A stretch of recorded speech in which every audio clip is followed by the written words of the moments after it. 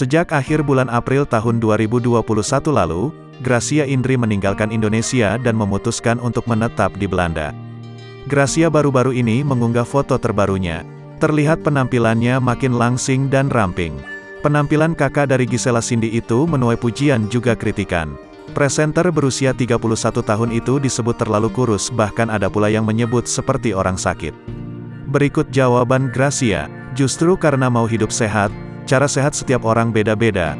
Aku pernah skoliosis keren tulangku GK sanggup menopang berat badanku. Aku harus diet. Sehat selalu ya.